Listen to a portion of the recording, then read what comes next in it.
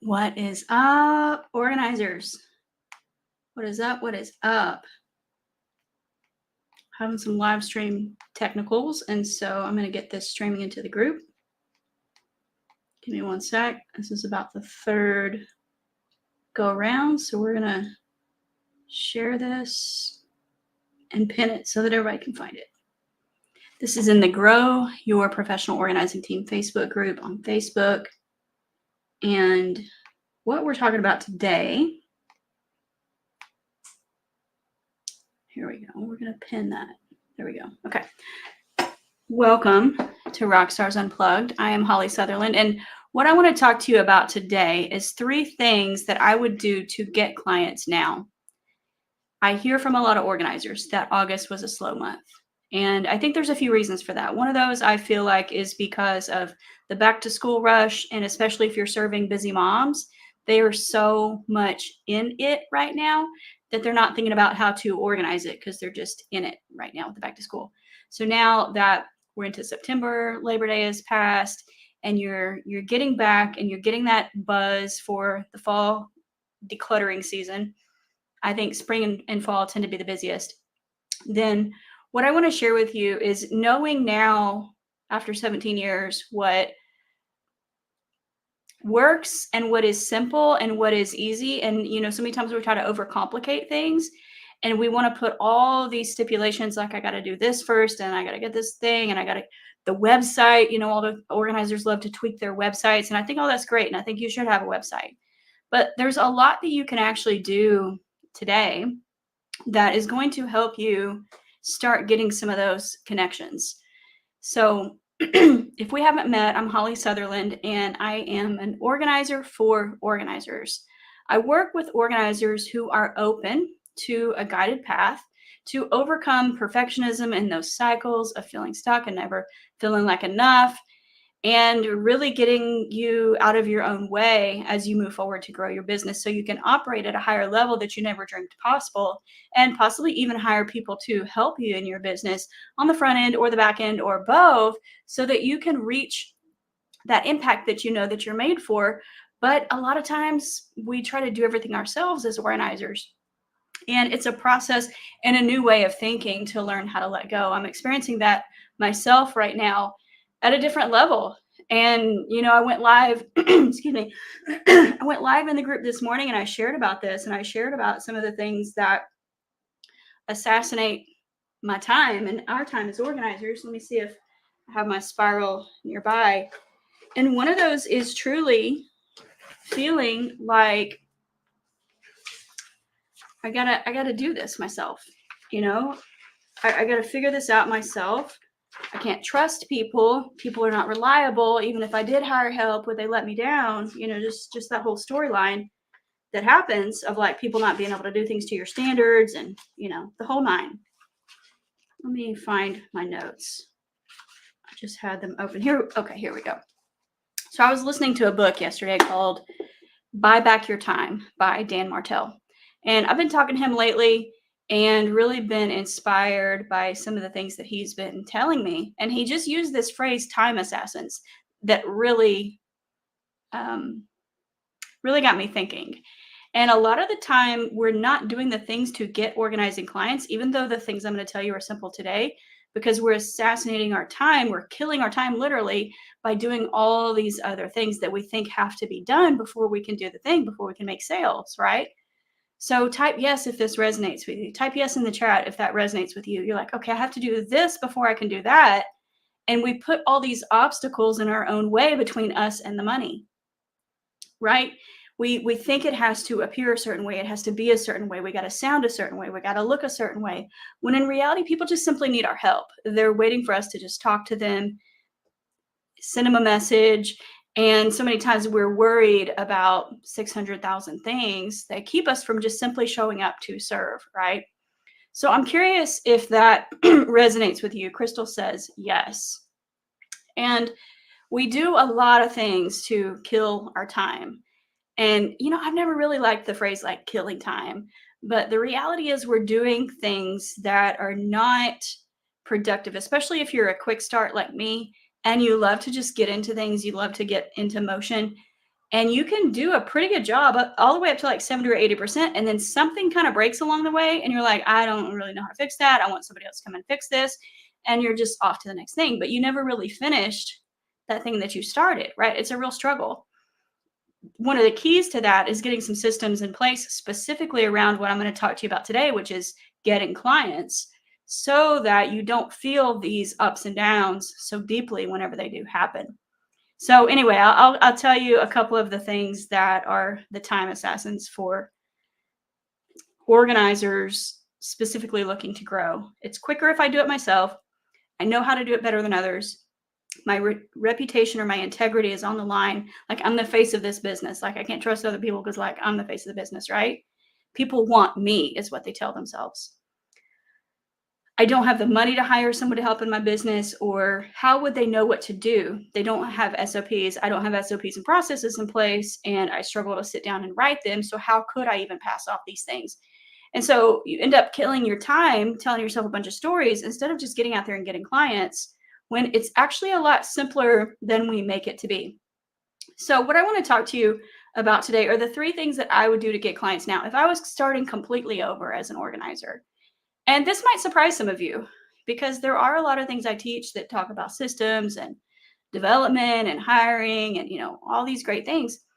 But the reality is that it is the simple posts that catch people's attention that make them interested, thinking that you can help them solve their problem, right? So here's the number one thing I would do is I would offer 3 complimentary consultations.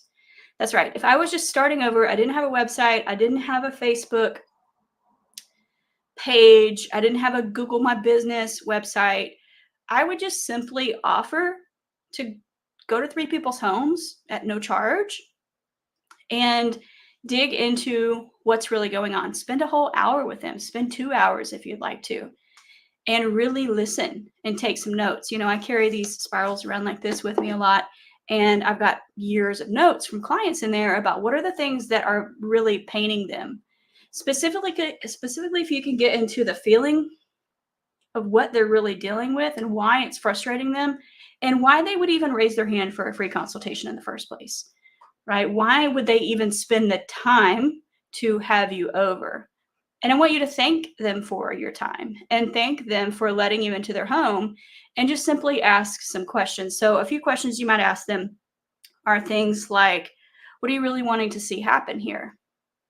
If you could wave a magic wand, what would you like to see? What are some of the things that are working? What are some of the things that are not working? How do you feel in here now? How do you want to feel in here? And what is something that's broken that you're looking to fix? Like, what problems are you looking to have solved in here? It's really simple with those questions, but we overcomplicate it and talk about timelines and details, and really all those things just overwhelm people at first, when really, if you just ask those 4 simple questions about how do you feel now? How do you want to feel? What's, you know, what's how's it functioning now and how do you want it to function? And really, those are the 4 questions. You can get an idea of somebody's vision. Now, you could go into more than that in this complimentary consultation, but if you could really just get an idea of where they're at, it's going to help them feel seen. It's going to help them feel understood. And a lot of times people are not paying you because you are the snazziest, you got this like slick SUV with, or a van with all these products in it, they're not paying you for that. They're paying you simply because you can help them and you can solve their problem. So when you demonstrate that you can listen to what their problem really is, what are they really experiencing and how are they feeling, and letting them have the space to get it out, what they're going to experience is something that might surprise you. And what they're going to experience when they feel truly heard, this is especially true for women, if women are your clientele, which they are for a lot of organizers. If someone feels that you understand the problem and they feel seen and heard, at that point, they feel instinctively like you're going to know the solution, and they don't really care as much about cost. You could say whatever price you want to say after that. And after they've spent the time to unpack and tell you some stuff, a lot of times they're going to be willing. I remember when I was scared to charge $40 or $45 an hour, and I was like trying to eke that out of my mouth. and thinking, oh my gosh, is she going to think it's too much? But, she ended up saying, well, that's really reasonable. And that was like my first real client after years of doing this like whole $15 or $20 an hour thing.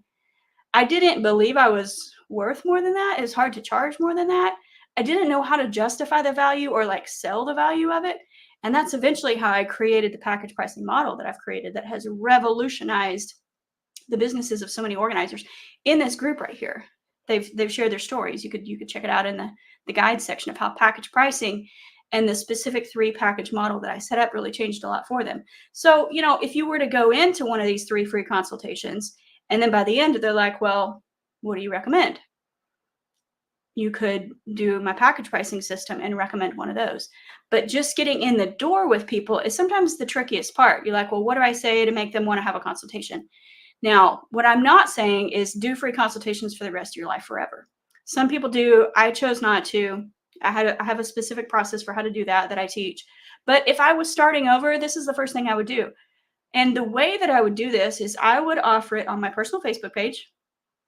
I would offer it in local Facebook groups.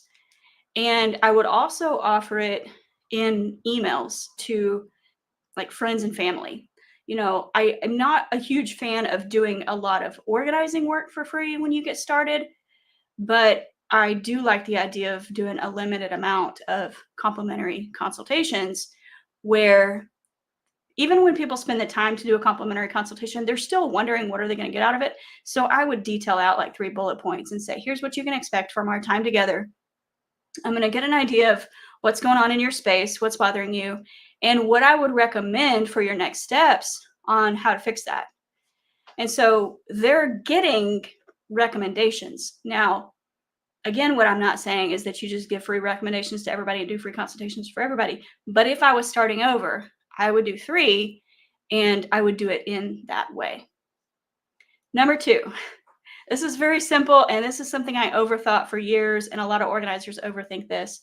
I would put professional home organizer and my phone number on my car's back window. Like literally that's it. I wouldn't do the fancy logo. I wouldn't do colors. I would just get like white font stickers. You could probably even make it on Cricut or just get it, just sans serif font where it's not all twisty and curvy and pretty and stuff. Just simple professional home organizer. And the home part is important because people don't always know what a professional organizer is. But when you say home organizer, they're like, oh, okay, that makes sense. I learned that going to a lot of networking meetings. People say, oh, what's a professional organizer do? You've probably heard the same thing, right? But when you add the word home organizer, in fact, at networking meetings, I just ended up introducing myself as a home organizer instead of a professional organizer or even a professional home organizer. I simply just said home organizer. It made a big difference. So what I would do is I would stop overthinking so many things. I literally overthought for 2 years what kind of sticker to put on the back of my trailer. So I was already pretty advanced in business by the time I got a trailer, but it took me 2 years to put any sort of sticker or logo on it. And then I just had the whole this has got to happen before that type of thing that I was talking about. Basically what I told myself is I don't want people calling me. And so I wanted a website, but then if I wanted the website, I wanted the website to have a really clear path. And then I went back and forth on that forever. And then I was like, well, I want a QR code. And then I want, my branding colors to be right. And I just had 16 different hoops for myself to jump through in order to simply do something like this, which looking back, I would have just gotten over it and I would just put my phone number and I would just learn to take phone calls.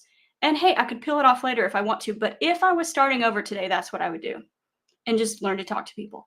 Now, here's the important thing, and this takes us to number 3, is sometimes you actually don't know the words to say to people.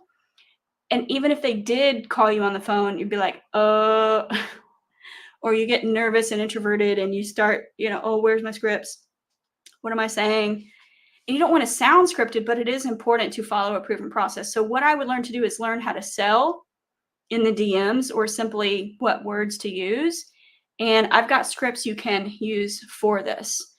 And I'll talk to you in a second about how to get that. But this is really important because what a lot of people overcomplicate, especially if they've never been in business before, is they overcomplicate all the steps somebody has to go through in order to simply pay you money. And that's what we're in business for, right? We're in business to make some money, yeah, to make an impact and help people. But at the bottom line, it's not a hobby that we're doing. It's like, how do I get from hello to cash? And I would say, how do you get there as quickly as possible? But all of us know that if you force it, then it feels rushed, it feels pushy, and you don't like that feeling. They don't like that feeling. There is a strategic process. It usually does have some steps. I believe there are 7 steps. And if you break any of those things along the way, then people are not going to be willing to say yes. So I've got a whole system and scripts. A lot of the rock stars who work with me live and die by these scripts, and they tell me they're not making sales. And I'm like, are you following the scripts? And then I see their examples and I'm like, okay, you thought you were following the scripts. You're not actually following the scripts. So when they say this is what you say. And when they say this is actually the other script to go back and use, even though it's not the exact, this is the principle of what's happening, Because think about it. If you're thinking about buying something, maybe you're thinking about working with me at some point, and you've got a whole list of reasons why it may or may not be the right thing. Okay, time, money, spouse, fear, shame, self-doubt, all these objections is what these would be considered, objections. People have all sorts of objections before they even get into the conversation with you. So if you can learn how to sell in the DMs so that you're overcoming objections all along the way, then what you're doing is you're getting some micro agreements and some yeses along the way when you simply ask them, hey, does that sound good? Is that something you'd be interested in? And you're using certain phrases that are not pushy, but they signal interest or buying signals in the other party to where it gives you permission to progress to the next step without feeling weird about it, which a lot of organizers are worried about feeling weird. So learning how to sell in the DMs is really important, because even if you don't have the time or the money to invest in creating a website or anything, the bottom line is people buy from people. Let me say it again. People buy from people. People are not buying from your website. People are not buying from your software. People are not buying from your fancy social media link tree and your Instagram that's got to have 16 steps for them to follow, right? Now, when you're scaling and you have more leads than you can handle, yeah, it's really time to think about that stuff. And that's where I'm at right now. But the reality is the DMs is where it all begins and ends. It begins and ends in the DMs. And when you can learn to invite the right data and information out of people, and you can learn to issue invitations to people whenever they do offer buying signals without thinking, oh my gosh, I'm going to sound sleazy, I'm going to sound salesy, like I'm just not going to say anything. And then all of a sudden 2 weeks go by and you're like, oh gosh, I still haven't followed up with that lead. And now I feel bad I haven't followed up with the lead. And so now I feel even weirder to follow up now. And I feel like I got to make an apology. And then it just gets weird. It just gets weird, right? Type weird in the chat if you know what I'm talking about. You're like, it just gets weird after a while. But if you simply have a process of taking people through one step to the next, and I'm working on revamping this for myself right now, what it does is it allows you to follow your own checklist. And as organizers, we all love a checklist, right? And really it comes down to confronting whatever is happening between our 2 ears in our head. I've been having some confronting conversations with myself lately, to be quite honest, where we have put some barriers in our own way, like put obstacles in our own path. Like, okay, well, I want that thing. Well, let me put like 6 boulders in the way so that I can climb over those and I can feel capable. And I finally feel like I deserve that thing at the end. When in the meantime, you're like, you're just making more work for yourself. You're just making it harder. So the fourth thing I would do, honestly, even though this is about 3 things, is I would work with somebody who knows the path. I would work with somebody who knows the path and who has already done the work to figure all this stuff out. Hey, that's me. You can work with me. So here would be the next step. I want to invite you to our 3-day event coming up in October. It's called Rockstar Organizers Live. You can register at rockstarorganizerslive.com. And what we do here is we take 3 days together. It's a virtual retreat. And what I do is I walk you through what it actually takes to make 10K months working only 2 days a week with clients. Now, if that seems like a pipe dream, I understand because I would have thought the same thing. But over time, I've developed a system to be like, okay, well, here's how mama can put her time here and here and still have time to take care of herself and her family and her husband and her kids and have a little time to just hear yourself think, right? But when you're trying to work 7 days a week or even 5 as an organizer, is too much. It's just too much, in my opinion. So even if your goal is not 10K, let's just say your goal is like 2K, 3K, 4K, 5K. That's great. Wherever you're at, it's great. There's still steps in the process to follow that when you skip those, everything else downstream is going to break. And then you're going to be wondering, and I'd be like, okay, let's go revisit the foundations. Let's go look at the scripts. Let's go look at your sales process. Let's go look at your packages and your pricing. Let's talk about the language that you're using. Let's look at your website and the positioning and the pictures. Are you closed off and you got your arms closed? Or are you inviting, like you want to have a conversation with somebody, right? Because that's what's going to be what helps people to reach out to you is when they feel like you're approachable. So I have just seen it all. I literally know why people don't succeed as organizers from my own story and from watching many others. And people always think they're different. People always think they're different and they're special and, oh, but you don't know this situation and you haven't really taken time to listen to my whole story. I don't really have to tell you very quickly why things are broken and you're not making money. And a lot of people are not willing to hear it. They're not ready for my coaching style because I really will be straight with you. And the reason I'm straight with you is because I love you and I want you to succeed. And I'm willing to hurt your feelings gently for the sake of helping you get what you really want instead of staying stuck like I was for like 10 years, working a bunch of part-time jobs, trying to like supplement everything and make it all work. And it's super frustrating. It is super frustrating when you're in that position, especially once you've hired a team and you've got some other people to support. I'm getting a little emotional talking about it because I hear what the organizers in my communities are dealing with. And a lot of it can be solved by keeping it simple, consultations, put a sticker on your window, learning how to sell in the DMs, and really coming to learn what the proven process is. Now, there's a lot of freedom even within the process. You can put your own colors on it. Of course, you can put your own face on it. You can put your own stickers on it. But at the end of the day, principles work because they are principles. Principles work because they are timeless and they're proven. And it's just simply the way the world operates. But a lot of organizers get into business feeling like they're failing, but they simply just haven't learned business principles. And this is what I've spent the last 17 years traveling around the whole freaking country, paying more money than I have to learn these things. And then I've taken them and I've laid them out for you in a very step-by-step path so that you can get to the cash faster. And that's what we all want, really. We want to get to the money faster, let's be honest. So if you want to get to the money faster, if that is speaking to you and you're like, yep, I don't want to waste time, I don't feel like I have time to waste, I want to invite you to join us for Rockstar Organizers Live. Again, that's coming up next month. It's $97 for the weekend.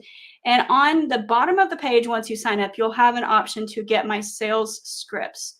I believe it's an extra $47. People say it's literally worth gold. Like that's worth the whole cost of everything they've ever paid for me is these sales scripts. So I want you to know that those are available. You can get those at rockstarorganizerslive.com and literally just follow the steps. Surrender to a proven process. Put yourself out there. Don't overcomplicate it. And you can get clients. You can change people's lives this way. It's just time to move forward, let go of some of the excuses that you've been married to, and just remember that you're the woman for the job. You have what it takes, and more people simply need to know about you. I love you so much. I hope you have an amazing night, and I will see you next week. Toodles.